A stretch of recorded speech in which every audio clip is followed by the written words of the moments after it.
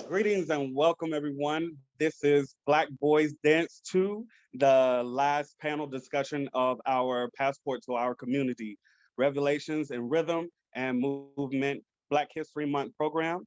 I am Cody Allen, the co-founder of Djoli Inc. It's time for me to introduce to you our moderator for the evening, Mr. DeAngelo Blanchard. Mr. DeAngelo Blanchard is from Ohio, and he is a dance artist based in New York City.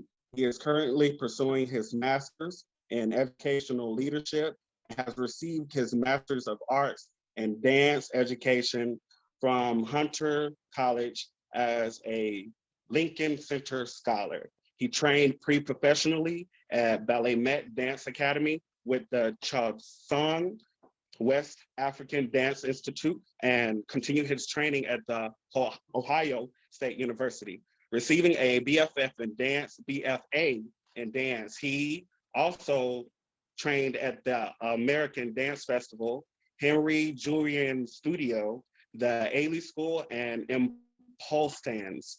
Blanchard has performed professionally with John Jasper's Project, Jamal Jackson Dance Company, and is a candle bearer for Brooklyn Academy of Music's Dance Africa.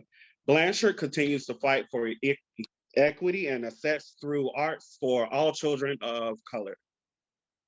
So, no further ado, Mr. DeAngelo Blanchard, how you doing? I'm doing well, Mr. Allen. Thank you very much. How are y'all doing this evening? No problem. We are going to go ahead and say send a quick prayer to our internet resources. At the time being, you guys get to see either a wonderful headshot of me. There we go. Or you get to hear my voice. I'm glad that you're here to join us. No weapon formed against our internet shall prosper on this evening. I thank all of you for attending. I'm hoping that we have a great and robust conversation, especially with the 6 men who are joining us this evening on this call. I am super excited. A lot of them, as we've tried to get a quick chit chat beforehand, which was awesome. We were all on time. 6 Black men, 7 Black men, 8 Black men, 9 Black men on time. Ha! Take that. We were all coming in together and talking about how we enjoyed the fact that it was like a family reunion. Some people I haven't seen in some time because, distance, education, life has taken us across the world. And some people I just met today. So hopefully through this conversation, you guys will also get to know them and know their work. Now, I am going to start off, as I know how to start off events, with a libation. Now, as you heard from my bio, I am a teacher. So this libation is water because as swiftly as we end this call, I have to grade. It was a break this week and I broke. I am pouring to prosperity, protection over your family, blessings and wealth, garnering some more funds, the legal way. And just aspirations, making sure that those things come to fruition, that we pray for, that we work for, and that we're just hopeful for. And I'm going to also sip because I'm going to be talking a lot tonight. So there we go. So this conversation, as stated before, I tried to take out all the notes. There's some other notes in here. This book, Hot Feet and Social Change, I was really honored to receive a copy and read on it, especially the chapters authored by C. Kamal Nance. And those things that came up, especially the conversations about Baba Chuck, really brought some things up that I haven't really thought about in a while. Forget how when someone changes your life, how much that means to you. So I'm just really glad that we actually all get to have a conversation about life-changing experiences, those specific to us within dance, and even more specifically through African dance. So since I already told you that I'm going to be talking a lot, you don't need to hear me that much right now. So I'm going to bring forth our first guest for this evening. Mr. Uche, are you available? Good evening. How are you doing? Good evening. I'm well. How are you? I am doing blessed and just great to see you. So I'm going to start you off with the same question that I'm going to ask all of our guests on this panel to answer. When did you first fall in love with African music and dance? I first fell in love with the art of African dance and music. It must have been around 1976 or 1977. I was working at an organization called the Institute of Positive Education, or IPE. And they had four sectors. They had a bookstore. They had a publishing company called Third World Press, founded by Haki Matabuti. They had a independent school called New Concept Development Center, and they had a magazine where I worked called Black Books Bulletin. So this organization was like a clearinghouse of Black thought, African culture, and those kind of things in Chicago. There was always a lot of activity, a lot of coalescing with other organizations in the city. And I was very dedicated to the liberation, the struggle for the liberation of Black people, of African people. And so while working there, um, on Saturdays, there would be a lot of cultural activities, poets, small music groups, and things like that. So I heard about a group called Muntu. I had never heard of them, had never seen them. In fact, I had never seen African dance before. But I went to a concert that they were offering, and I was just completely blown away. I was floored. It touched me in a way that I couldn't even imagine. And then maybe a few months after that, I heard they were having an audition. I went to the audition. I had never danced before or anything, but they, it seemed like their mission and what they were doing connected with the things that were important to me. And I went to the audition and was ushered in. And from there, it was a important study of African dance, African culture, commitment to family, to music, and to the art. I'm glad you gave a libation. I'd like to lift up some of my most important teachers who are now ancestors. Baba Alayo Talbert, Papa Abdoulaye Kamara, Baba Chuck Davis, Baba Ishangi, and Baba Sekou Kamara in Guinea, Baba Chief Hawthorne Bay, and Kalani Phil Koran and Lucille Ellis. And they all touched me and taught me in a very special way. And I just wanted to honor them by mentioning their names. With Muntu, we were blessed to have many teachers. Many teachers would come and share with us. Uh, some of my first African teachers were Kata Sissoko and Raymond Sila. And both of them kind of took me under their wing and, just made sure that I understood the importance, not just of the dance, not just of the music, but of the culture that supports it. And so, that's been, that was the journey. I'm still a member of Muntu. I'm also the founder and director of the African Dance and Music Institute. And so, the study is a lifelong journey, continuing to study through travels, through different cultures, through different musics and things like that. So I'll just hold off right there. Well, I appreciate it. I also just want to ask one of very few men who I still look up to this day because they are taller than me. I am 6'2", and I am so thankful that there are still men that I get to look up to.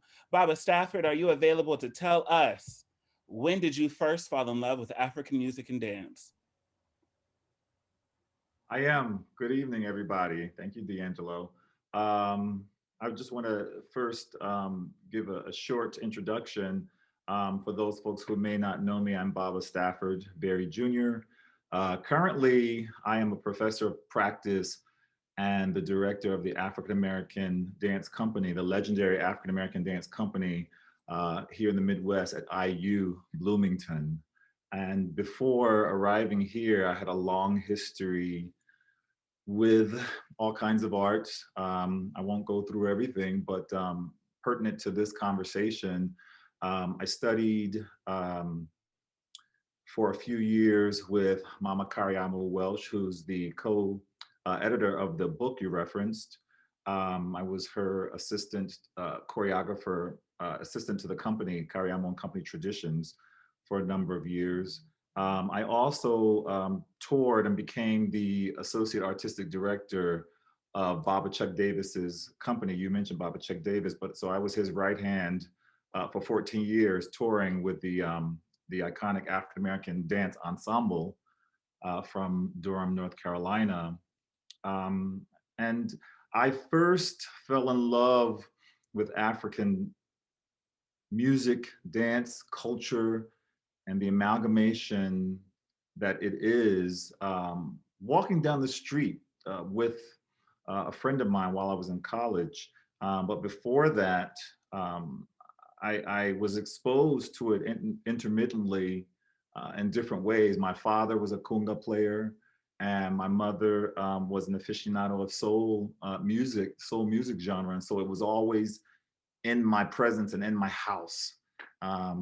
And you know, I took a couple of classes in high school, but the question about love that you mentioned didn't happen until I was walking down the street in West Philly, and passing and actually going to the Community Education Center, lovingly called CEC, and I heard drums.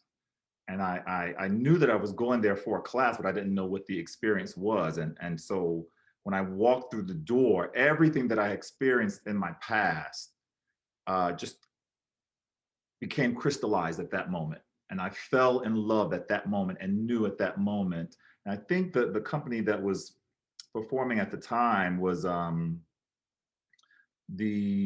was Ibeji, a dance company in West Philly, a young dance company at that time in West Philly. And I just at that moment, what they were doing, like I said before, crystallized everything that I had experienced. And that's when I fell in love. Thank you so much for sharing, Baba Stafford. Mhm. Now I am so glad to see people progress in their field. So Dr. Yatande, could you step on the stage for us and let us know when you first fell in love with African music and dance? All right. Okay. That's when I saw that question, I was like, oh boy. Okay, let me think about this.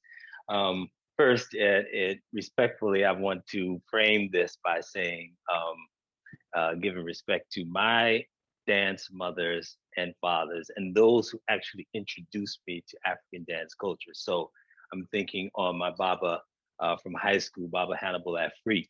I'm thinking of Baba Winston Brown. I'm thinking of obviously my main mentor, Dr. Sherelle Berryman Johnson. Those people are the ones who introduced me and then cultivated that in me. So I say Bache Baye to them. And then I'm going to continue on by talking about my other main teachers. So I was, I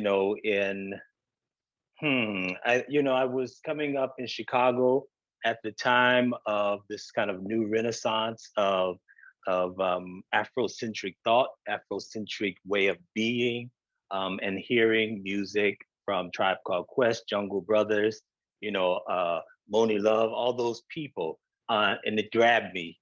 It made me feel like, oh, there are people out there that are like me, and it makes me think about all of what they introduced me to without obviously being conscious that they did.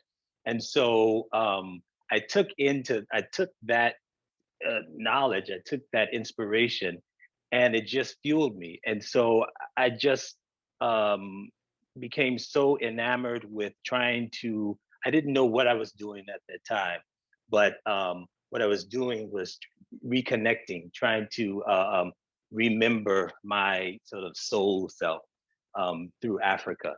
And so there was a store in Chicago in Hyde Park called Windows to Africa.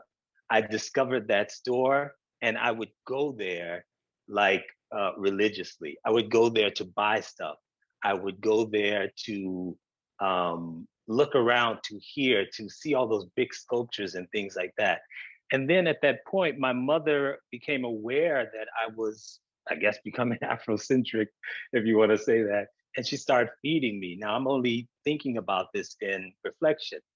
She started feeding me all kinds of music and African sculpture and everything.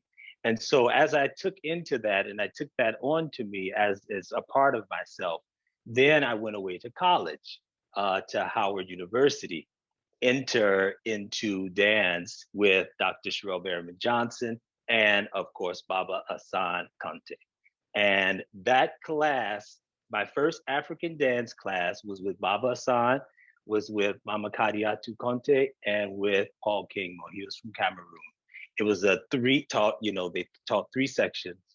And Hassan, I guess probably after one session, probably said to me, all right, boy, come down to my rehearsal. And that was it. I was, since, and it really opened up a life for me. And that love really kind of took hold from that moment of being, this becoming an African dancer, with I had no idea one could be. And so I also want to sort of point back before I finish. And so after I'm, in that for about a year or a semester, I can't even remember it's so far back, but I then went back home to Chicago for the summer, and I got this job as a photographer, as assistant at Chicago Defender. And one day I was, walking down the street, and there was this outdoor performance venue across from the big department store called Marshall Fields. And who was dancing there but Muntu? And so I go in there and I take my camera, and I take all these pictures. To this day, I still have the pictures of you all dancing. I'm talking Baba Uche and Henry and Malik. I mean, these men dancing. Since we're talking about that, the picture that I took, I remember taking. They had these beautiful indigo boo-boos on. And that picture, that idea stuck with me. And at that moment, I realized, so you can do this as a life's mission, as a life's practice, as a life profession. And so all of that really is really what really solidified my love, if you want, with African dance and African culture and African music. Thank you. Yeah, as I've done the homework of reading your bios beforehand, and I'm going to let you guys know that all of you are somehow less than 1 degree of separation from me. Either I personally know you, or as Muntu has been spoken of several times, they actually set work on the company that I was with in Columbus, Ohio. And now there's another person who I'm going to bring up who I haven't met in person, but everyone knows him, and everyone's like, you don't know him? Dr. Darian Parker, could you step on the stage and please let us know when you first fell in love with African music and dance, and welcome. Okay, thank you so much. Thank you, everybody, for your energy today. So I remember the moment that I first fell in love with African dance. I guess I was 19 years old, and I was at the end of my freshman year of college, and I had some friends who were taking an African dance class, and they said, "Hey, come see us perform. We're doing this performance in the World Arts and Cultures Department." So I went, and uh, what I remember is that they were playing a rhythm that I would later learn is lamba, and they were all dressed in white, and they were dancing, and then this woman came out on stage. Uh, when she entered the stage, I mean, I guess she was dancing, but to my mind, it didn't register as dancing. It registered as something else. Like it was apparent to me that, whatever was going on with her body, it didn't seem like she had conscious control of it. it's as if there were other entities moving her. And I remember, just seeing a large aura around her. I had never seen an aura that big before. There were these streaks of silver lightning coming off her body, and then she was moving, and I got this really powerful feeling. And from that moment, I said, whatever this is, I need to be doing that for the rest of my life, whatever that is. And in addition to that, I think at that point in my life, it was kind of a dark period. I had forgotten how to do basic things like feel good, love, all those sorts of things. And that moment was like an awakening. I was like, oh, I remember now that this is what life is supposed to feel like. So it was, I don't know, it jolted me, into a love of African dance, but it also jolted me back into living and feeling again. And ever since that moment, I pursued it. The very next year, going on 20 years old, I took my first African dance class, and I just, stuck with it and continued to study and eventually started to teach and choreograph and perform. And now now it's just a part of life. So that's it. Thank you for sharing, Dr. Darian. I am, again, it's just one of those things where you think about your own past and things are coming up for you, and I have to make sure as a moderator I don't put too much of myself out there. But I am excited to introduce yet another person who also, we're connected 1 degree of separation, but speaking of degrees, they're also in LA, so they don't know about all the snow and the low degrees that we're experiencing right now. Mr. Dante, could you step forward? Hello, sir. Speaking out of jealousy, my apologies. And let us know when you first fell in love with African dance and music. Oh, thank you so much. It's so great to be here, everybody. I'm gonna be real. It was May of 2006. I was 19 years old, so y'all can do the math. But I was 19 years old, and literally I was working as a lifeguard in DC Parks and Rec in Southwest Washington, DC. And we would always hear these drums on Saturday, and I'm like, I had never heard anything before. My family never told me, anything about a drum, a note, a dance, anything. And we would always talk every Saturday, like, what's going on over there? Because it was in a compound. So we couldn't see, what was happening. And so we were like, what's going on over there? Oh, it's some drums. People are yelling, y'all. Like, well, I'm scared to go over there. And so my supervisor actually said, y'all need to take y'all behinds over there. It's going to change your life, right? So on my lunch break, I walked over and I walked in the compound, and then I seen, like, tall African guys sitting down watching into this, studio. And I later learned that would be my teacher, Asan Conte, Conquerant West African Dance Company. I saw folks in there stretching and dancing and, selling juice and some other things happening. I felt so stupid. I was like, wow, this is the dance class. Like, I was like, oh, this is the dance company. And I hadn't danced before. I said, oh, how do you audition? How do you join? And he's like, he said, you come Tuesday, we'll see what you can do, He kind of like, and I was like, okay, cool, I'm coming on Tuesday. And, that Tuesday, I later learned was the senior company rehearsal day of Conquerant West African Dance Company. When I walked through the door, I saw folks jumping so high in the air about to grab the rafters. And I had never seen folks that look like me move in that regard. And I'm like, what are they speaking? The drums were blaring out of the room. Like, what is this feeling? And like, I want to do that, And at the time I was also a freshman in college. And so I was going to school in Baltimore. And, originally I grew up in DC. I grew up in Southeast Washington, DC. And so I never knew I was so close to this, but I came back on that Tuesday. And ever since that Tuesday, I stuck with Baba Hassan. It was rehearsals on Tuesdays, Thursdays, and it was community class on Saturdays. And so I was catching the MARC train back and forth, just to come to rehearsals every day. Sometimes I noticed that I would get there, rehearsal started at 7, I would get there at 5 because he would get there and try to take a nap before. and I wanted to learn because they would just run choreography. It was like, you know, we know this, so you got to get it or go home, you know. So I try to get there early to learn it, you know. And he was be laying on the couch like, okay, let me see the Dunumba, you know. So I'm showing him, trying to do it, but as I would do it wrong, he would get up and show me like, this is what, you know, you're supposed to be doing, you know.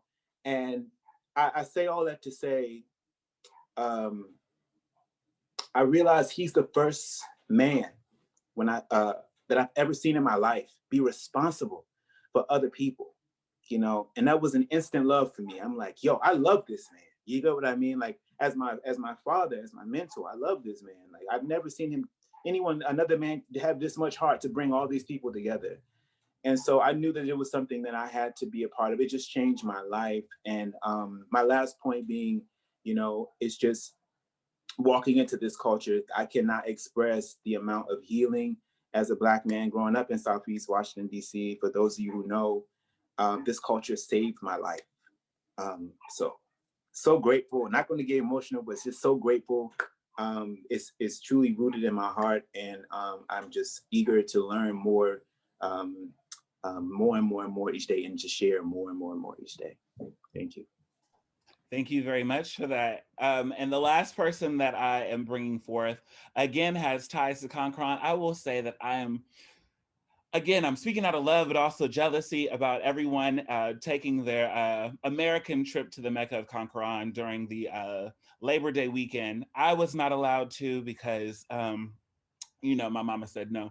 But I'm so glad that y'all are connected through that. And the last person that I'm going to bring up is Mr. Ibrahima. Could you let us know, when did you first fall in love with African music and dance? Peace and love, everybody. I was born into African music and dance from the womb. My mother pretty much danced with myself, all of my siblings. So we were born into African music and dance, and which ties us into all of our ventures that we're off to today. Just hearing the drums, because I knew it. People may know, they may have seen plenty of times my mother would dance in shows for Jamanakura West Africa Dance Company, which is their company out in the Bay Area. And I would run on stage and just be on stage, doing my own thing. My dad would play a solo for me. I may dance, or I might just stand there and everybody cheer me on and stuff. So just being born into it, and then also just carrying it on, I want to say, you know, really getting into doing dance myself at age 12. I mean, I've been doing it since, you know, young, but professionally, like grasping it, learning under all the different master dancers from all over the world, has made me just love the dance so much. I was in high school doing West African under my mom. She taught at Berkeley High. I went to Berkeley High along with one of my siblings didn't go, but along with my other brothers and sisters, we all went to Berkeley High, and we always just had, you know, everybody's like, they call my mama in the Bay Area. So Mama Washington, everybody's in her class, and I was in her class. So just being around the culture and being birthed into it, I never steered away from it. And I just stayed within it because of the gifts that my parents have passed on to me, like just keeping us around the culture. Unfortunately, I did not learn Wolof or French, but I mean, in due time, I'll be able to pick that up. But I mean, the culture is within me, within the dance. So like, if anybody ever see me in a conference or teaching a class or anything like that, you can see the love and the passion that I have for West African dance.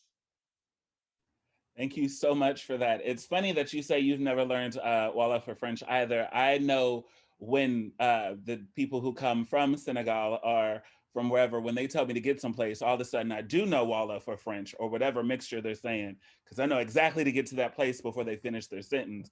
But unfortunately, I didn't get to learn either. So I thank all of you guys for being on this call. Again, this discussion is going to be centered around us as Black men, us with African dance, us as dancers, and human navigating this space that we're in. For everyone else who is watching, I understand. I am a teacher. I'm a high school teacher at that. So I understand looking at this screen, you know, it's daunting. Yet another invitation to come watch people on a screen. I'm going to try to keep it as entertaining as possible, but also know that unfortunately with the time that we're given, especially with Black men and the things that they have to say. I can't answer everything in the world. I can't ask everything in the world. They can't answer it. So I'm going to try my hardest to respectfully cut people off when I need to, so that way we can all be a part of the conversation. With that being said, I thank all of you for sharing what you shared. Again, I grew up in dance in Columbus, Ohio, and I was introduced to Trisan West African Dance Institute by the late, great Abdu Kunti and I call her Auntie now, Auntie Auntie Susan Bradford Kunta, who is now the artistic director. And every weekend, every Labor Day weekend, they would all go up to Conqueron, and I would stay in Ohio because I wasn't allowed to go. And then also all those special guests who would come in every week or weekend and set works on us. I always thought it was just magic how it was happening. And then I realized it was work. It was tradition. It was family. It was a legacy that I didn't even know that I was a part of at the time, that now I'm sharing with you guys. And with that being said, and I'm going to start with you, Ibrahim, and I'm going to work my way up. As a person who has taken their life work and they've navigated into spaces of either higher education, being a professor, guest lecturer, student, performer, invitations to conferences, concerts, setting work on different companies around the country. What did you realize that was special about your training and growth as a male dancer? And then what is it now that it's apparent? It wasn't really apparent back then, but now you're just like, that was the lesson that I was taught back in the day. So again, just for clarity, what did you realize that was special about your growth as a male dancer that wasn't so apparent until now? And I'll start with you, Mr. Ibrahima. Think you are a little sideways, by the way. Am I? I know. There we They go. told me to change my camera. Yeah. All right. Sorry, I'm on the phone. I don't have a computer to do all that like everybody. But for me, it was just over the course of time dancing with my mother and father's company, Djoli West African Dance Company, and also training at Berkeley High School under my mother. So it was like all her dancers that danced with her, they would be dancing 5 days a week, Monday through Friday. So having that training the 5 days a week, Monday through Friday at Berkeley High, the weekend dancing with Djoli on Fridays and Saturdays, and then also just going to conferences and things of that nature. Where I was before to where I am now, I would say a sloppy dancer into a well-polished dancer. I say sloppy dancer just because you could see it. I feel like, looking back on it, I feel like I shouldn't have been able to be on the stage at certain points, but I was blessed to be on the stage to do those things with my older brothers and sisters of our community of Djoli. But those different lessons have taught me to just grow into my limbs. I had my father's height. He's fairly short. I had that for a minute, then I started getting taller like my mother, and it was easy for me to dance being shorter than it was taller. So I had to grow into my limbs over the course of time, being in high school and also dancing with the company on the side. It has blossomed me into a well-seasoned dancer to be able to teach other people with also the respect that I've learned as a teacher towards, people that are learning the culture of West African dance, and also just getting those techniques still. From this day, I'm teaching classes, but I also still attend the different conferences that we have going on in the communities, and still learning under the Yusuf Kambasas, Mama Naomi Juve, Madi Bass Wells, Asan Conte, and so on and so forth.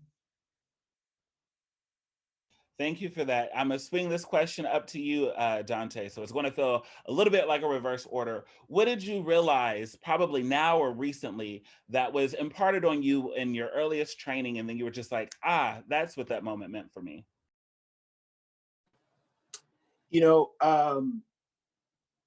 I never forget, we were preparing for the conference one year for the show, and I was in one piece, and that was Dun Dun Ba.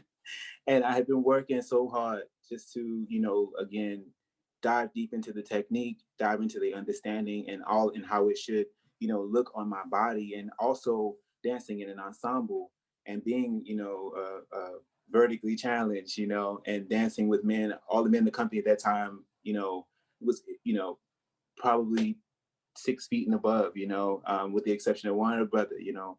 I'm just really trying to really push myself. And it got to a point where I was messing up so much. Bible said, he was like, you know, dude, you're going to do the whole piece by yourself, you know. And everybody was there at the time. I believe the Washington Post was there to take pictures. And I was just like so nervous. It was the first time I had to really, you know, present myself and stand up for myself in the public, you know.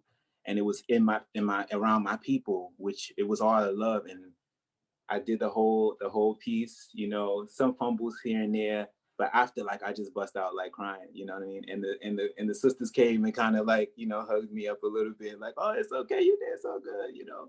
But, you know, it was that moment where it was just like, this is it. You know what I mean? Like this is your medicine, you know. This will take you somewhere. This is that piece you needed, you know, to, as a man. You know, a lot of us, we weren't given that. We weren't given that in our upbringing, but that was definitely an essential key to my life. That moment really deepened my faith and my love and understanding, and it also showed me how I should show up in my community. So yeah, I hope I answered that. I think you did. I think you did. Now I'm gonna skip a couple people. Trust me, I'm coming back to you, and I'm gonna go all the way up to the first person, Mr. Uche. What did you learn? What is something that is kind of sticking around in your mind when you first started growing and understanding yourself as a dancer, that now you're just like, that's what that moment meant for me? I'm gonna ask you to unmute, sir. Sorry about that. One thing is responsibility. We had a responsibility to each other, to our community, um, to the art, and to the music that we were dancing to. Um, so so much of what a male dancer does off the stage a lot of times isn't accentuated, but through travels and things like that, the male dancer has a big responsibility in many African cultures. Um, when the masquerades come out, there's somebody that has to be with them to be their eyes and guide them, you know, where they're going. And that's the male dancer. I think about the doggone male dancers who are tied to the universe and who do certain things every 60 years, you know, in relationship to certain stars. And this is a responsibility that, you know, that they carry out, that the whole village and the whole community depends on them for, to carry out this responsibility. And so that was one of the things, you know, from way back and into now, you know, the responsibility, being able to uphold the strength, being able to uphold the image, you know, be the shoulder to lean on, you know. And there were so many times where, you know, we experienced people crying, or people just so overwhelmed at what we did together, you know, on the stage, you know, dancing together as men. So for me, it's, you know, responsibility. Thank you. I appreciate that. Speaking of responsibility, 3 people I skipped. I know all of us on this call wear many hats in the field, many hats that were either given to us, that we received kindly, or that was kind of thrown up and thrusted upon us, and we just had to wear it with pride. But again, I'm coming into the space with a lot of those different hats. And one of them is as a teacher. And I often hear my students speak in this like rigid duality. It's either it's extremely untouchable or very, very hard to reach. So if they're dancers, it's Ailey or Juilliard. If they're academic minded, it's Harvard. If they're like thinking of something just to kind of be funny, they'll be like, you know, aerospace and engineering, something that they feel like is very difficult for them to achieve. Or they'll talk about things that are like in their grasp. And like, you know, I could be a hip hop dancer, a basketball player, you know, I could do a little African dance, you know, my people is black, or I can make beats. And they often have like these dualities attached to some very awkward misconceptions. You know, if it's super difficult to reach, they don't need to achieve it. And if it's within their grasp, it takes no work at all, which we know that both of those things cross and intersect and usually make a mell of a hess, so to speak. So as teachers in this field, how have you navigated that spectrum of duality? First, for yourself as a youngster, maybe thinking that something was too difficult for you to reach, or something was extremely easy and were extremely humbled very, very quickly.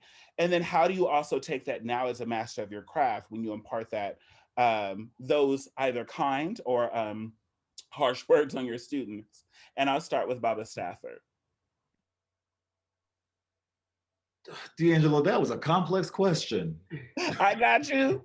How are you gonna help these kids to realize hard work is There were working like hard? 5 or 6 questions up in that question. Shoot. Here's what I will end with, and then I'll go back and start with something else. What I will end with is this. As a teacher, one of the things that I make sure that I do is I always relegate myself to the space of student as well. I never preach or think or share as though I am the sole knowledge of everything, or that everything that I say is law, or that I am the Bible. Because knowledge is a continuum. It's not a destiny, it's a journey. There's a pathway. And so one of the things that being in this culture has taught me, and that I like to share with students, is that, right? So I said I would end with that, and I will go back to the beginning, is that you should always, no matter who you are and no matter what heights you attain, you should always relegate yourself to the space of student, because there's always something to learn, right? Even if you're a master, yeah? But one of the things that I think is helpful for any student to gain something or attain something immediate, or to attain or gain something that's far reaching, is a sense of self, and coming from that center or central self, even if you don't know what it is yet. And so being a part of the culture taught me who I was before I knew who I was. And I mean that in a couple of different ways. I mean culturally, in terms of this is the thing that you're a part of, right? You feel the vibrations buzzing in your cells and in your bones and in your blood and in your organs. And so you know that you're a part of it, right? You know that you're safe. You know that you're connected to this lineage because you feel it so damn hard. And the other thing is that you must come from your center. And when you do that and you pay attention while you're learning a new rhythm or a dance, when you're in pain, going across the earth, doing, dundumba, when you travel to Africa and you realize that wasn't a damn step at all. This is what it's supposed to be. Like, oh, right? If you pay attention long enough, you will be introduced to yourself. And that's the stuff, that vulnerability, if that's what it takes, that braveness or that brave face, if that's what it takes, that openness, if that's what it takes, or that in a scary way, that radical transparency, if that's what it takes to, all of that stuff that you learn when you're learning who you are, that you face when you're learning who you are, all of that stuff is the stuff that you need to attain either the goal that's right next to you, right? That you could just, grab onto, or the thing that's far reaching or far off. And so dance taught me that. African dance taught me that. And those are the kinds of things, interestingly enough, that folks, a lot of my students don't think that they are associated with dance, right? But in our everydayness, in our practice, I share with them how these things are associated with the dance, right? Over a period of time. But ultimately, I share with them that when you get to find out who you are, right, on a meta and cultural plane, and in your blood and guts, right, because something is challenging or hard or easy or whatever, then pay attention to those things, because they'll tell you who you are, and they will give you the answers for how you need to attain those goals, either far reaching or close. Well, quite frankly, I think my question was perfect. All 7,000 of them, because you answered them all. Thank you very much. I appreciate you. And as you guys were speaking, what came up for me was my own training. Like I said, I was brought into Chai-san when the first year I ever started dancing. The late Baba Kunta, we were rehearsing Manjani of all things, and that's when I learned the difference between rehearsal speed and traditional speed. And every time I hear traditional speed, I kind of cringe a little bit, some stirs up in my spirit, and I like panic a little bit. But I quickly, again, first time ever knowing really what dance was brought into this family by my elders, and then very quickly became someone who imparted knowledge. I became a student and a teacher at the same time. And it makes me think of Baba Chuck Davis, who we'll probably all reference several times on this call, but I remember talking to him and he flat out told me, he was like, I'm still learning. I'm still a student, which threw me off. Still to this day, the humility it takes to say that I am still a student, up until he passed and transitioned, I am still a student. It really does something for you when you enter spaces. And for Dr. Yatunde and Dr. Darian, I just love the fact that I get to call Black men doctors. Thank you. Thank you for that. I know that y'all struggled a lot harder than I did to say that, but I thank you. When you're stepping in these spaces with the many hats that you guys have and the many roads that you two traveled, what does it mean to be in that space where you're on the spectrum of duality? Probably something was very easy for you to learn, something that was very difficult for you to learn. But now that you're in these spaces as teachers, what does that mean to kind of be a gatekeeper between these two generations, the people who don't know what they're talking about and the people who do, but they're still humble enough to speak on it? So I know that I just said a bunch of questions. I'm gonna pare it down a little bit. Y'all wear a lot of hats. I want to know what it means for you to be in those spaces and translate that language of your experience to your students. And I'll start with you, Dr. Yatunde. Yeah, wow. Yeah, all of what has been said, for sure, definitely. What I guess, kind of succinctly, what I like to impart as a teacher is, finding the impulse, finding the sort of the seed of the movement. Where is the movement coming from? What is the body part, if you will, that is predominant? Because that will tell you how it relates to the rhythm. And that will tell you how to speed up, for example, how to slow down. Once you get hold of the thing that the movement, if you want to say it, like this, what the movement is about, then you can go from there. And that piece of knowledge was given to me. I inherited from, Dr. Johnson and Baba San, this idea that, what are you doing?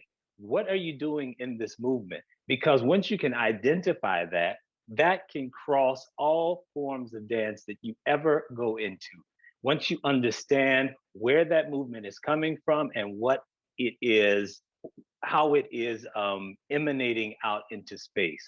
And so, but that takes time. So that's the other part. That takes time and the willingness to be able to, point to look at yourself and to ask yourself, is this movement right? And if not, how can I better embody the sensibility of the movement that then brings that movement into its fullest sort of manifestation?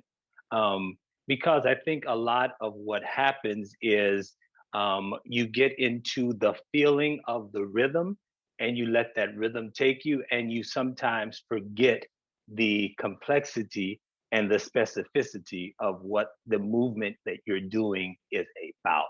And so sometimes it can get jumbled. The communication can get jumbled. And so I like to impart that on a student. And so when I teach, I really teach, like from the basic, like where is that bounce in the Djola? Where is that bounce coming from? Why is that bounce? How is that bounce, that sort of Djola bounce, going to help you when you get later into other parts of the movement? So I think that's what I can say about that, being able to really identify, where that movement is in the body, what that dynamic is. Thank you for that. Dr. Darian, what say you? Yes, so I want to pick up on something that Stafford implied, which is that learning about dance is very much a journey into yourself. Learning about who you are, and I think that's central to what I try to impart to all of my students. Whether it's dance or something else. Um, it's really about like use this as an opportunity to discover who you are, and I think in discovering who you are, what your passions are, what you love, where you've come from, what your experiences have been, how they have made you the person that you are today. uh, then I want them to bring that to the dance, to explore all the interpretive possibilities of a movement.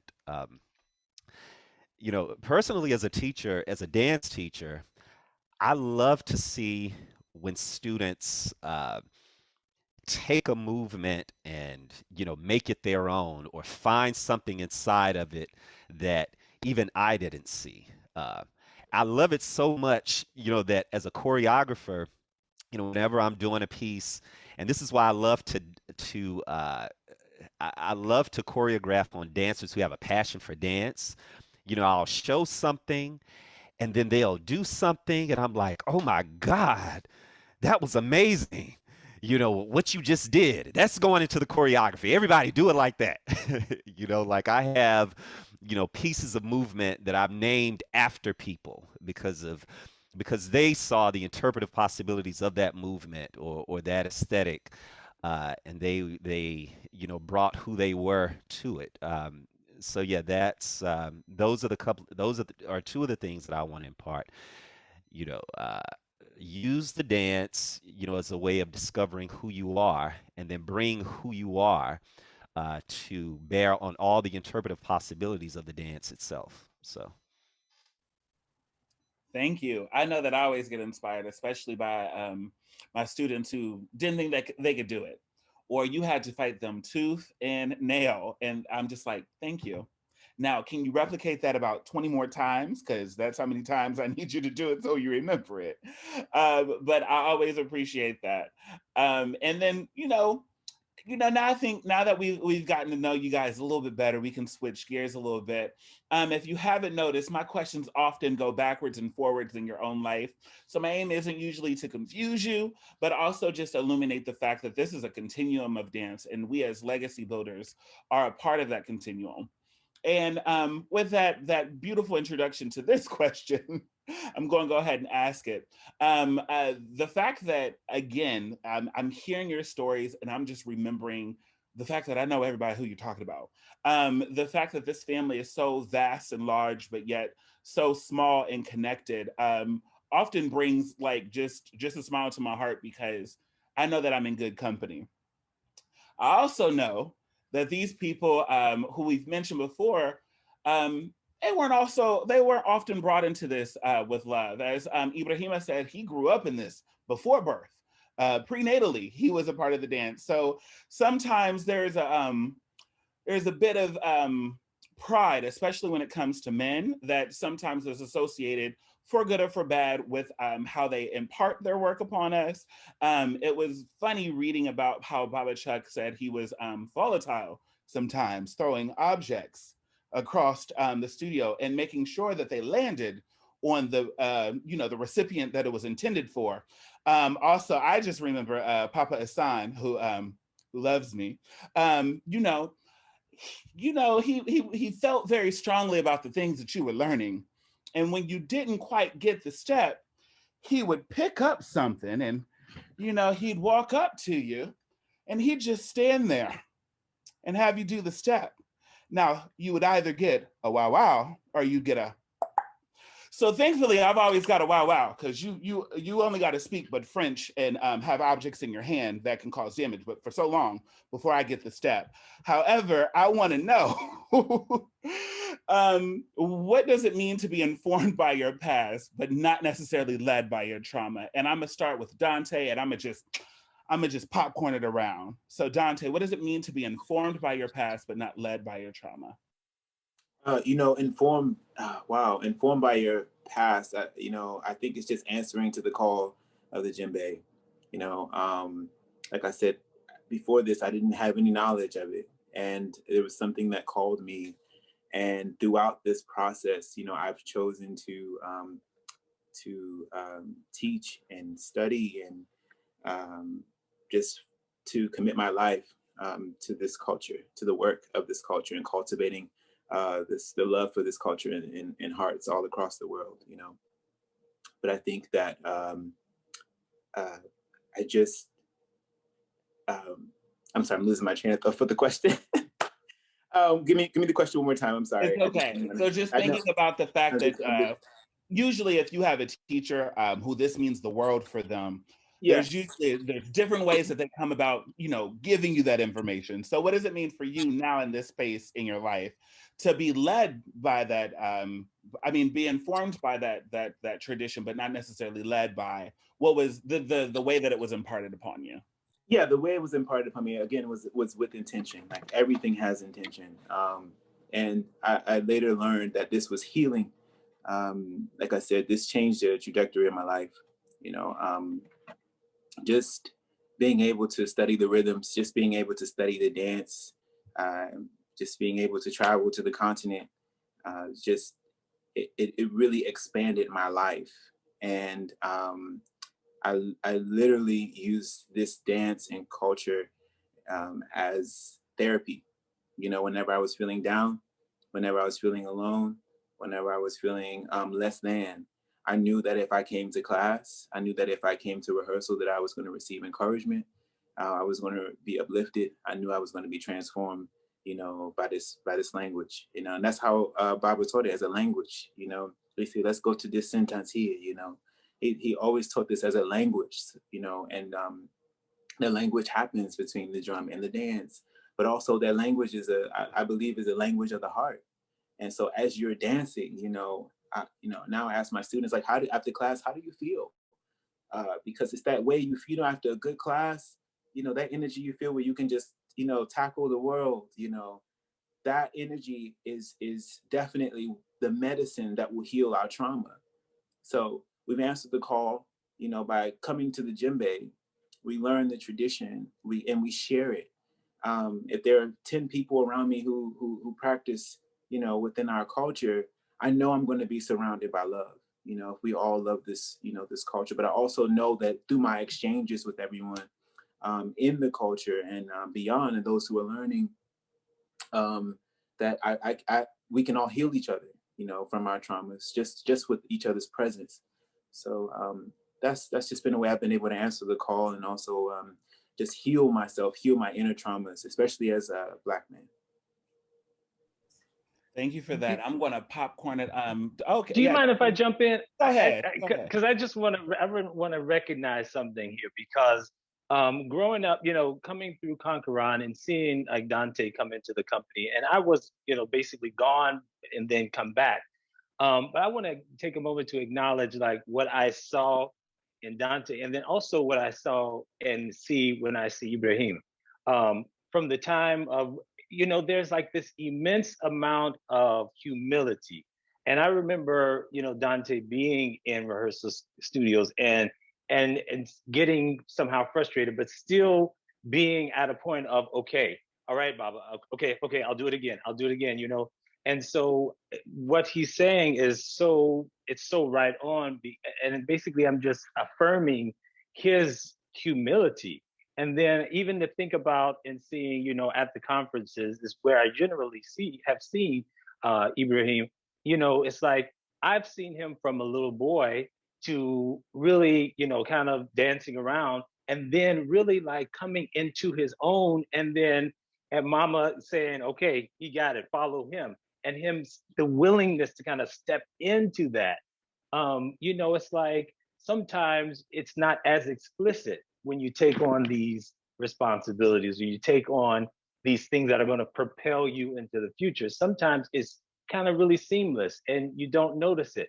But I just wanted to take that moment to, you know, just acknowledge that, you know, like it happens, and I have seen it. It's kind of a testimony, I guess, if you want to say, you know, to how teaching can be fulfilling to you as a person who is growing up and stays humble, and then it just turns over to you and you're suddenly leading the line. Because I know in that last conference that, you know, Conqueron had, I remember watching him basically do all the men, leading all the men, you know, across. But I've seen that progression from him being with us, you know, in the line, to him leading it. And so I'm just, you know, really just taking that moment to acknowledge this idea, you know, that we're all in this process of learning and giving. Thank you for that. I was actually going to pop it back down to Ibrahim. So I wanted to know what that meant for you growing up in this. I know that there's a lot of different perspectives that you had to either absorb, reject, invoke, feel, become, and then also you are your own person, you're your own teacher. So I'm wondering what all of that meant for you, and what does that mean for you now? It actually means a lot now, and I would just tie it into what you're talking about as far as trauma, and then where it's leading me now. The trauma aspect I would speak on is just being, even though I'm full-blooded African, being an African American here in the States, to people that don't know if I'm African or not because they're not in the community. The trauma that I have has just been the loss of friends, brothers, sisters that have been shot due to gun violence. Where I'm from, back home in Oakland, California, that, and just us experiencing, I will even tie in my friends, us experiencing that in high school. Like I said, my mom taught at Berkeley High School, where a lot of our community knows Mama as Mama Washington, Papa as Papa Zach. Where those traumas that we had, the only thing that we had was African dance, especially my friends from the inner cities. They had African dance with my mother and father because that was, okay, after lunch or first period, second period, whatever period, we would go and say we might hear about a friend that got killed the night before, or even being an adult now. Too bad some may not have African dance to resort to in their states that they are now. But I just remember us going to Afro-Haitian, is what they would call it in the school curriculum, but going to the West African dance classes in high school and just learning, like, you know, dancing off that pain. we have a place to go and dance off the pain, versus some people don't have that option to go dance or to go drum and do those different things. So that's my trauma with the West African dance. As far as like learning it from any teacher, I really got it as constructive criticism. I really didn't. I know my brothers kind of experienced it with the, you know, somebody coming up to you with a stick and you're not playing the rhythm right or something like that. But more so, us, the dancers, got constructive criticism on how we should clean up our act with certain movements, how we should extend and different things like that. I know always revert back to Yusuf, who is a big influence on my teaching, just like how he said, this good, this no good. So I always play that in the back of my mind, and just always play my mom in the mind of, she always would, even from her company to Berkeley High, she would always say, you know, Bill Gates can walk into this room. You're going to be half stepping or you're going to be stepping. So I always knew I would have to be stepping. So that also ties into just all those different aspects, the trauma, the constructive criticism, and learning with being, you know, not really beaten, but like, you know, I'm going to hit you until you get this right. It taught me how to be a teacher. My attitude was not always well.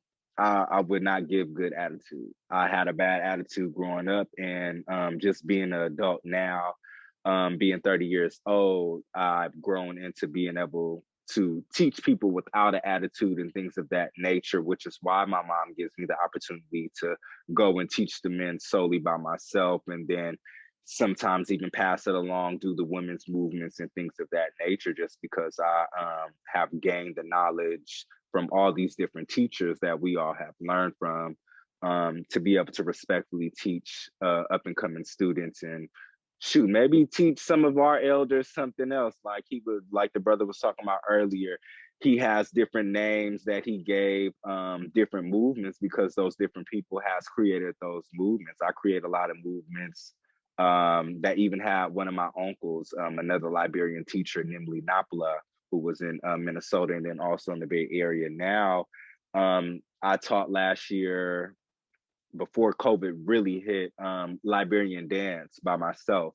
And he got out, and, you know, has some conditions that he's dealing with, as far as like, you know, the transition with not dancing so much, that a lot of our, you know, we don't know where COVID's going to go, but a lot of our teachers were going to, you know, they're still progressing to do their thing, but just not having that Monday through Friday where you're teaching and doing all those different things, it kind of, you know, put your body at a standstill. But he got up and he danced, and he was just so joyous to be like, you know, I have my nephew. He's keeping the Liberian culture, because there's not too many Liberian dancers. I am Senegalese, but like me and my brothers call ourselves, we're Senegambarians. That's Senegalese and Liberian. We got to keep the culture going. And that's all I really got to say. Peace and love to everybody. Yes, thank you for that. I have about, wow, time is really escaping us. This is what happens when you're with family that you didn't even know you have. So I'm going to switch this question just a little bit. I'm going to tweak it just a little bit before I call on these next people. So I know usually trauma, we can refer back to a person, unfortunately. And also we can refer back to it as a time in our lives, situations that were going. I know before this call went live, we were talking about, you know, how this was work. And by work, I mean employment. But employment, I meant volunteer, because, you know, you were a little confused. You were a little confused what it meant to be a part of a company if that company wasn't necessarily paying you, but you knew if you showed up late, there'd be hell to pay. Especially when we had all of your teachers, everyone you guys are mentioning, literally found themselves to Columbus, Ohio to teach me, and they had a weekend, they had an hour, and I had better been stretched and ready. So thinking about that trauma, what does it mean to actually be a grown adult or even a child and still having to navigate all that on your plate, Mr. Uche, because you have a career. So I know it was really like figuring out what was important and what wasn't. So what would you tell to somebody of balancing all of that work? Well, you gotta stay focused.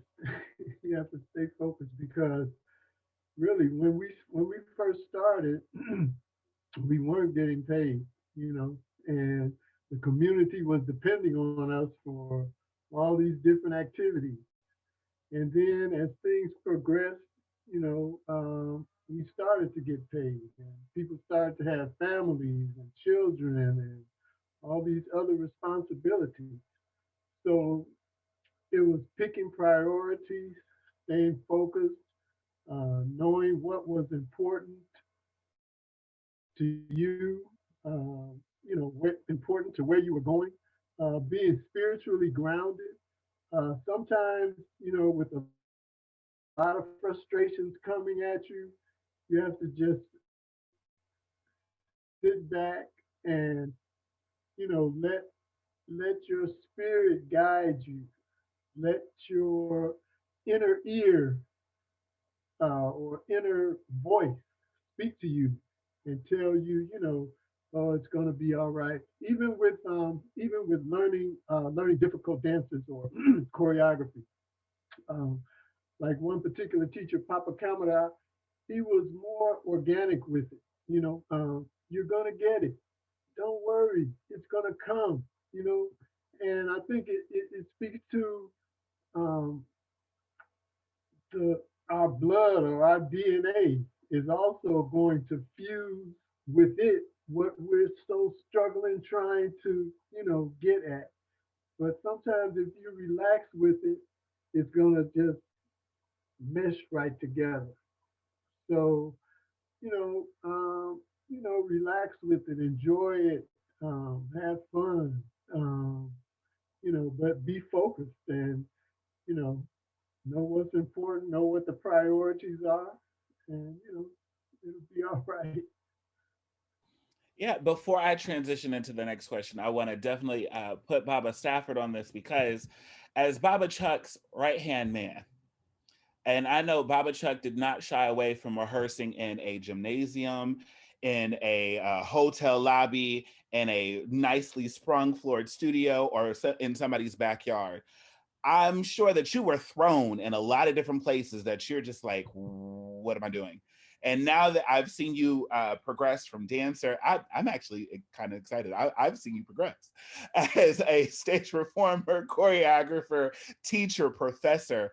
What does it mean to hold all of that life? Like, what is informing you? Is it trauma? Is it what's going on? I don't want to load too many questions.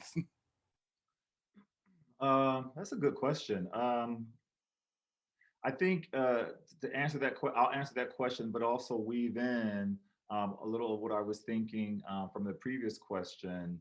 And I'll start with this. I want to make 2 points, but before I make the 2 points, I'll start with this. This idea of trauma, I'm glad you're introducing it because it's important for us to talk about. It's important for Black people to talk about. It's important for Black men to talk about trauma because there's so much of it involved in our lives and on different plateaus, right? As we deal with our own inner stuff, as we deal with our relationships with people, with women, with Black women, and as we deal with our families and communities, and who we are in this 21st century United States, North American existence. There's a lot of trauma shit up in there. Excuse those of you who don't, excuse me to those of you who don't curse, but it's sometimes my second language of choice. But what I will say is I try not to let go of my trauma because it helps to keep me grounded, and it helps to remind me that I'm a person. I'm human, of flesh and bone and blood, and that I'm not a machine and I'm not infallible, right?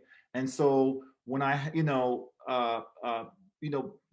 working with Baba Chuck, he taught us, all of us that he taught, with a very, I will say, a very tight fist. Not that he was violent. I don't want to suggest that, but you all knew him, and so he was just an ominous presence, and without intending to be so.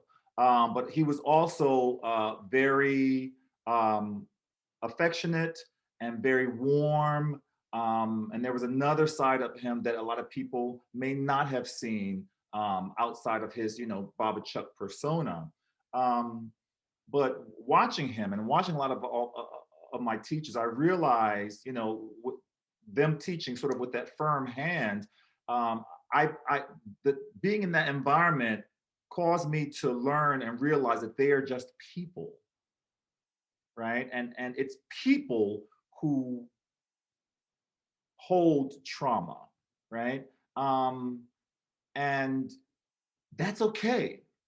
That's okay, because we're not supposed to put them on these pedestals that are unreachable or untouchable, because African dance doesn't work that way, right? And so that gets me to my other point. And my other point, in terms of navigating all of that stuff, navigating the trauma and navigating all of the different hats that I had to wear, right? Because I was dancer, I was associate director, so I choreographed. I kept all the repertoire intact. I hired the dancers and musicians. I wrote grants. I sometimes didn't get paid because we needed dancers to get paid, so I would go without a paycheck. I found dancers housing. I found them housing vouchers, right? And I say all of this stuff because this is the stuff that I learned to do, but it's also the stuff that I watched him do, that I watched a lot of my other mentors do. And that gets me to the second point, is that you have to be a good person to be in this culture, because it requires your input as an interconnected part of the community. In other words, if you don't do your part of the chain or of the circle, then that has an effect on everybody else in the circle. And so you have to do your part. That forces you, tender force, right? That forces you to be a good person. I watched my mentors pay somebody's bill when their lights were turned off. I've watched someone buy someone food or their groceries. I've watched somebody say, hey, you can stay on my couch because you don't have a place to. I've been the person when I had dancers come in and they had all kinds of bills and all kinds of trauma that they were in. Come on and stay at my couch and we'll work it out, right? So I say that to say that we understanding that we are people in this thing. We're not, although we are spiritual, yeah, we are people in this thing. And so we are infallible. We do have traumas that come with us. And if we are lucky enough, those traumas will teach us what to avoid, right? When we carry and hold them with us, not lead with them, right? Or try not to lead with them. But the thing that allows me to try not to lead with them is to understand and realize that, oh, I'm a part of a larger mechanism here. I'm a part of a larger circle or a larger community. And it requires me to be a good person, because I had to make sure that I'm living and eating and surviving, and that my neighbor is, and that their child is, and that person's sibling is, because that's what African dance requires. I used to say it this other way. Even though we do our solos in the Bantaba, there's no such thing as a solo in African dance. There's no such thing, right? Because even when you are in the Bantaba dancing by yourself, you are surrounded by people that are keeping the rhythm, right? La la la la la, doing whatever they're doing, playing the drum, encouraging you, or telling you when you're fucking up, right? So if we remember those two things, it can help us to navigate. One, that everybody's a person in this thing. Everybody has stuff, baggage that they come to the table with, and that's okay. Accept them right where they are and work from there. And the other thing, the second thing, is you have to be a good person to progress in this thing, because you can't do it as a solo. Whew, thank you for that. Thank you for that. I have one more question, but of course, it's a girthy one, so be on this journey with me. Thinking about, trauma, be it a person, a situation, thinking about life, I often think about how I stepped into dance, especially African dance. African dance is seen as this masculine thing. So when I got to African dance, it was definitely like yes, my child, you may do this. But then when I got my scholarship to Ballet Met Dance Academy, it was like, I'm sorry, what you doing? what you doing? And then I think about people like Papa Chuck, again, very definitely if I would have met him at the same time that I saw The Lion King, I wouldn't be able to tell the difference. But you know, when he would stretch out his arms, I would get a little nervous, but then he'd wrap you in for a hug real quick, and you're like, oh, okay, this is what it means to like be a man. It means to give love. And unfortunately, that was very contradictory to what I knew as, you know, someone just navigating life. I reference Columbus, but I'm from Springfield. And if you've never heard of Springfield, you probably now know why I live in New York City. But you know, being a man meant something different. Thinking about what Ibrahim said, it's unfortunately, I had seen a lot of people fall off. If it wasn't through death, it was through drugs. It was through, you know, just a lack of navigation and actually just even knowing how to navigate or knowing how to ask for help, which unfortunately, when we think about those things, they don't necessarily associate themselves with manliness. So here's my question. You know, even though, and again, for the viewers, I want to be very clear that I am being ambiguous with my language for a very specific reason. Mostly because when you think of manhood or manliness, or what does it mean to be a man on stage, we are now in a time where that can mean absolutely everything, especially when you're coming to dance with various gender expressions, identities, orientations. All of those people come to dance and they bring all of those different intersectionalities with them. And myself, I was battling the intersectionality of being Black, being a man, being poor, being told dance is not a future. You cannot get a degree in dance. You are not white. You are not skinny. You know, or, you know, the backhanded compliment, you know what, you're actually too smart to be dancing. Don't you want to be a doctor? You know, oh, you know, dance, that's for them gays. Ooh, you know, whatever other derogatory language you want to put in there. But what does it mean for you guys to have stepped into the fold of dance with all of the intersectionalities that we can see, especially that we've heard talking to you, be it your education, be it your Blackness.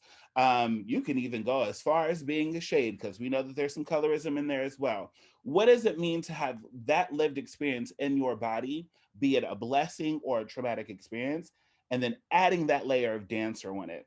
What did that mean for you to now be all of these things, and then you're also a dancer? So I'm gonna start with you, Dr. Darian, because I know you didn't get that doctorate on accident. So I know you can deal with my layered question. What does it mean to have all of these things and then that one final stamp of dancer on top of it? Wow. So there are so many of the other questions that have come before that I would love to respond to, but I'll resist. The one thing that I will add, the little piece that I do want to add to this final question is just that uh, stepping into the African dance community, uh, I saw um, iterations of manhood that I had never seen before, ever in my life that I didn't even know were possible. Uh, One of my first dance teachers, Ali Techal Kamara, who was based in New Haven, I would watch how affectionate and loving he was toward his son. Picking him up, kissing him, telling him, how smart, how beautiful he was, all of these different things. And I had never seen anything like that ever before in my life. Up to that point, my interactions with uh, men in my family were very different. They were all about, being tough, knowing how to defend yourself in a street fight, all of those types of things. There was no affection, there was no nurturing. And so to see that, this first of all, this man, who does African dance, in a way that's so strong and so graceful at the same time, show love to his son in that way. It really showed me, I don't know, a different way that manhood could be defined, that masculinity could be defined. You know, and even the musicians that I deal with in New York, you know, if you were to see them, you know, walking down the street, you would think, oh my God, these are just some tough Brooklyn bred folks, right? But these same tough Brooklyn bred individuals are so loving and caring and nurturing, giving compliments, you know, not just playing for a class, but you know, actually being a partner, you know, for you as a teacher, you know, making the entire experience loving and caring for everyone. Um, so all of those, I guess, revised, you know, notions of or ways of being a man, I actually encountered for the first time in the African dance community, and I think that's something that has been powerful for me to see and to experience directly. You know, as it, you know, really, you know, just seeing those examples, experiencing them, caused me to reassess my own traumas, you know, in a lot of different ways, and to work through them. So I know I didn't answer the different layers of your question, but you know, hopefully I captured a little bit the spirit of the discussion as a whole, and you know, I'll leave it to everyone else to add on, contribute how you see. So, Yeah, I know. So to talk about our intersectionalities is some deep work. You know, there are courses, there are their own doctorates with all of those things. So just if you want to think about just one part of you with that additional layer of dance on it, be it a Black man, be it Black, being in the inner city, go for it. We are running over time, so I don't want anyone to feel like they're pressed for time, but I don't also want us to not have an audience for this question. So Ibrahim, I'm going to pass it to you. What does it mean for you to have all this life and then add dancer on top of that? It means a lot. For me, being a dancer has brought a lot for me. I am a West African dancer. I also do hip hop.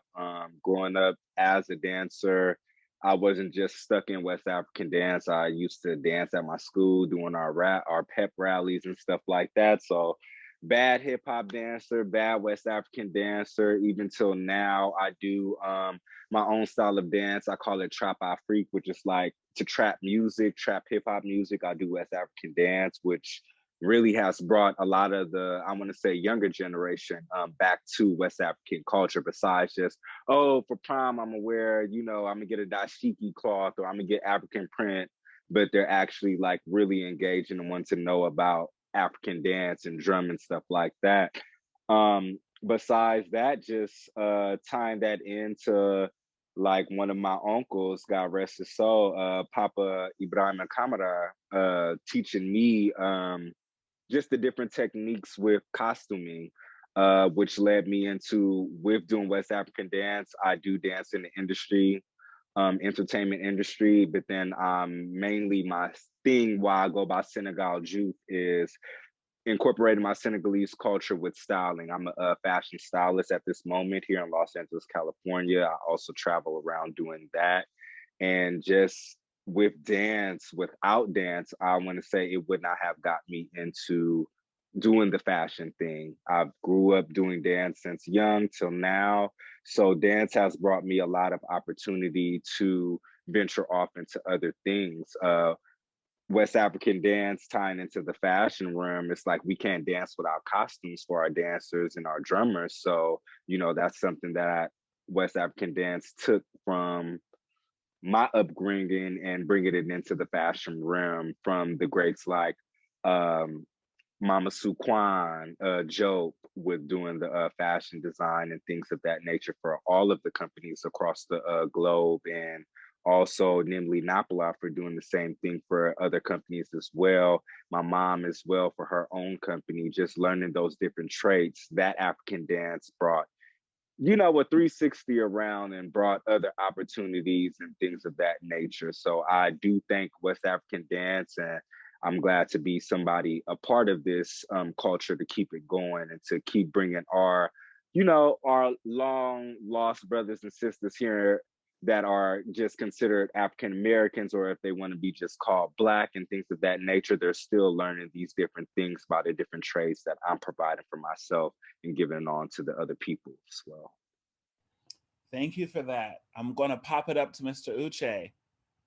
All of these things in your life, and boom, also dancer. What does that mean? It means so much, and it's hard to just separate being just dancer, because there's also a folklorist and musician and brother and friend, father, cousin, son, you know.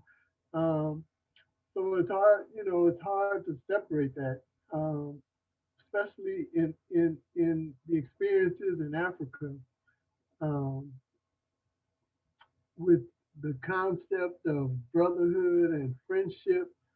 Um, you know, the ties just go so deep and so intimate.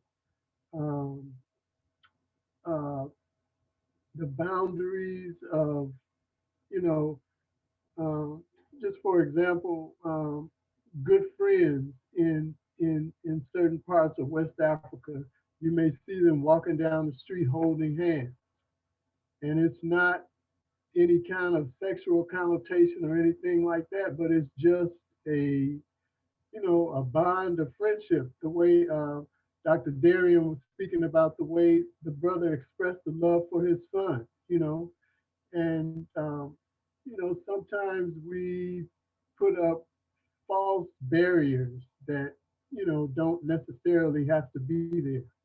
And then there's so much inside of the song, inside of the rhythm. Like Stafford was saying, you're not soloing, you know, you're interconnected with the family, with the village. And even though you may only have one leg, um, there's still support and love given to you inside of that, you know, inside of that continuum. So, you know, regardless of the traumas which we've all experienced, um, I'm sure, as for me, I'm sure as for others, the dance has been a blessing. It's opened my eyes in so many ways, and to so in so many different levels of life, of who I am, where I should be, how I should be, you know. So it just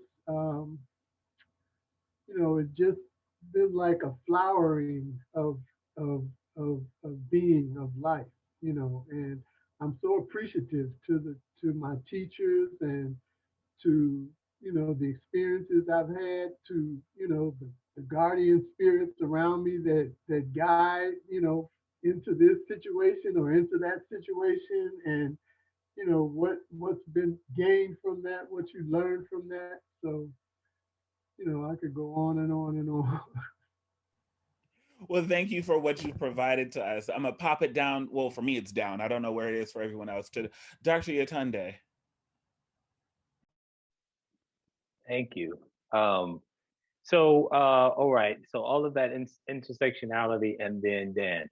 Well, for me, that is about the dance being a kind of container of it all, in which case, what you're able to do as a dancer, which is a master of movement and a master of physical communication and embodiment, it means that we have the ability to wield whatever part of my intersection, whatever part of all of those sections that I inhabit at any given time. So if I need to be, you know, very masculine, you know, in the Dunduba has been mentioned a lot here tonight. You know, if I need to be very masculine in the Dunduba, then I know that I can access that part of me. If I need to be a little bit more, if you say feminine, if you want to use that, right? To access that. If I want to be very, you know, like a precise person, you know, because in my professional life, I'm an accountant, for example, and I am, about numbers, and I'm very rational about things. If I need that rationality, that means that dance gives me this filter, this conduit in which to then deploy all of those facets of myself. It's not doesn't limit it for me. Dance offers this platform by which I get to say, okay, what do I need at this point, and how do I fulfill this moment? How do I fulfill this experience right now with what I need from all of the things that I am, for all of the spaces that I feel in any given time? It all comes to the stage. It all comes into the studio. It comes into the rehearsal space, or wherever it is. The ability to masterfully express with the body in the way that you need to express at the time that you need to express it. Thank you. I'm gonna just toss it over to Dante.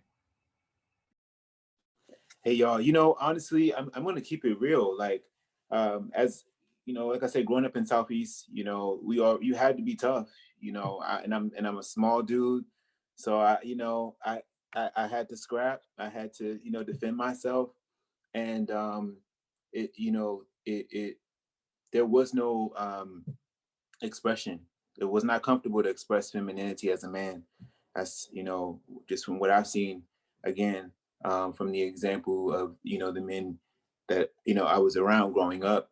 And so being a dancer, it added a layer that, it added more to the fire. It was like I was seen as soft or less than, or, I was called gay. I was called, everything under the sun, for expressing the dance, like as Dr. Yantande put it, like, if I needed to access my masculinity for Dundumba, or, my femininity for Yokwi, or for another rhythm, that was okay for me to do within the culture. But for others, seeing that, and mainly the men that I was associated with, as in school and in my neighborhood, it was just not seen as something that was masculine, or something that was, that a man should be doing. And so this culture, adding the label of dancer, I feel that without being a dancer, I wouldn't have started my journey of self-confidence. I wouldn't have started my journey of truly discovering the man that I want to be, the man that I had never seen in my life. You know what I mean? I always say that my manhood is a compilation of all the great men that I have encountered throughout my tutelage, throughout my walk, so I'm including, all of my master teachers. I'm including, brothers who just, gave me a word. I'm including my fraternity brothers. I'm including all the men who have poured into me, and I'm pasting that together. And that this is my manhood, and I should be able to express all sides of my life. And I also now encourage other men to do the same. It doesn't matter who you are. Asan would teach us. He said, "Man, we all like 5 fingers. We're different, but we got to use them together." He says that all the time. And so that I take that and I tell my class that every day. I have people from all walks of life who come to my class, So I think the greatest person, I'll finish by saying that adding the layer as a dancer, at first, it wasn't pleasant for me, but it's the greatest thing that's ever happened in my life. It led me to this thought that, like, the greatest person that I can be, to as a trailblazer of a Black man coming from Southeast, the greatest person that I can be is the example. I can show people, that it's okay to be a man, and to access all parts of your life, to truly, to truly stand proud in who you are, no matter what your walk looks like. Just truly stand in who you are, and to share, what you learn, and to share. Last thing, I had a teacher, she's amazing, a legend. Name's Karen McDonald. I'm gonna give her credit for this. She said, "In the word heart is the word art." In order to express your heart, you gotta express your art. You gotta put your heart into it. So I realized that every moment I'm showing a step, every moment I go to do a solo, every moment I teach a class, every moment I go to a conference, that is the highest level of vulnerability that I can express as a man, as a Black man. And so I want to encourage, my walk is just encouraging with all of these layers, encouraging other young Black men to do the same. Thank you. Thank you. Last and most definitely not least, Stafford, send us home.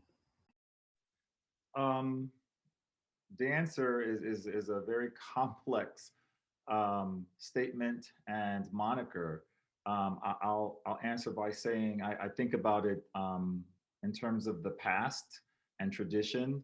I think about it in terms of the present and contemporaneity, and I also think about it in terms of future. And so, with the past and tradition, dance is what the men did in lots of traditional culture. And so I hate to laugh, but I often laugh when people say, "You're a dancer," and I say, "Well, yeah, why aren't you?" Because when a lot of the dances that I learned, heck, some of them only men did. Lots of them only men did. Only men danced, right? And without digging further into that, I'll offer that, right, as a traditional Sankofa moment with the word dance, right? And so in terms of contemporariness, because I also liken myself as a contemporary dancer as well, dance allows you to know that which you would not otherwise know in terms of doing, in terms of thinking, and in terms of being. Dance, being a dancer teaches you those things: doing, being, and thinking. For example, the knowledge that a dancer has, that embodied knowledge, right?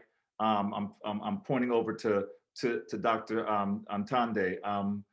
That knowledge is the knowledge that you have when it's raining and you go to jump over a puddle, and you don't take out your measuring stick and say, well, the puddle is this long and it's this deep and my legs are so long, and so it will, if I like measure that, you do it and you land on the other side, right? So being able to be the body that does that, being able to know that information and being able to think about it in your body is what dancers do for a living, right? We calculate all of that stuff in our bodies and then be it, do it, and think it, right? And so in terms of the future, being a dancer, having the moniker of dancer for me is freedom.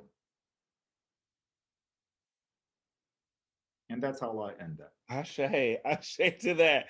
You guys, I am thankful that you are, even y'all, the panelists. I don't know what the audience is doing, but thank you for being with me for this moment. Thank you for staying over for this moment. I know that there are so many other questions that could be asked and answers that could float.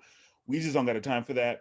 But with that being said, before I say my fairly wells, I just want you guys to quickly just say where people can find you, and we'll just start backwards. So Baba, where can people find you?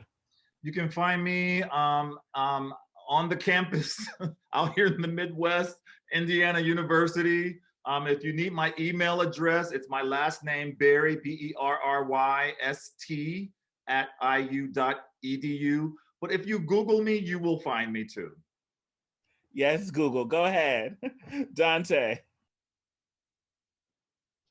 Yes, you can find me on Instagram at IAMKINGTAE. On Instagram, you can also follow our arts organization, Dansekou, DAANSEKOU, means Dance with Wisdom, on Instagram as well. DAANSEKOU @gmail.com as well is where we can be reached. Thank you. Mr. Uche, where can we find you? You can find me in Chicago, but on the internet, Uche Omo @gmail.com, UCHEOMO @gmail. On Instagram, African Dance and Music Institute, all one word, and Twitter @UCHEOMO. All right, Dr. Yatande. I should have been ready with that. Okay, I'm in Lenape land, that is also called Philadelphia, at Temple University, whitney.hunter@temple.edu. I am on IG @BigI2013. And whitneyhunter.com is my website. So that's where you can find me. Thank you. All right, Mr. Ibrahim, where can we find you? Because he doing stuff. Y'all can find me all over. On well, let's start with Facebook. On Facebook, it's Senegal Juice. Senegal, like our very own Senegal, the country. And Juif, that's DIOUF. I have my own women's and menswear brand. It's Rebels of the Soil. So on Instagram, that's Rebels_OTS. O like Oscar, T Tango, S like Sam. So Rebels_OTS. And then my personal Instagram is more so dedicated to fashion and styling. That's S like Sam, period, N like Nancy, period, the number 2, and then L like Larry. So that's basically abbreviated for Saturday Night Live, or better yet, Senegal. So that's where you can find me on Instagram and Facebook. Then last, again, but definitely not least, Dr. Darian, where can we find you? So the best place to find me is on Instagram, just my first name, Darian, dot, last name, Parker, dot, 37. I guess that's the age I wish I were still. But yeah, Darian, dot, Parker, dot, 37 on Instagram. All right. Thank you once again, gentlemen, for being with us. I also want to reference this book, Hot Feet in the Social Change, African Dance and Diaspora Communities. Amazing book. I am still finding new things in this book, especially, again, it brought me back. Reading about Baba Chuck, if you know him personally, you heard him when you were reading this book. There's so much information in here. Again, I want to thank you all. I want to thank you for staying over. I want to thank you for being in community. I just want to thank you guys for feeding my soul selfishly. I appreciate it so much. And without further ado, Cody, send us home. Thank you all. Thank you all so much. It was very magical listening to everyone and their stories. That's it. Bye, you guys. See you later.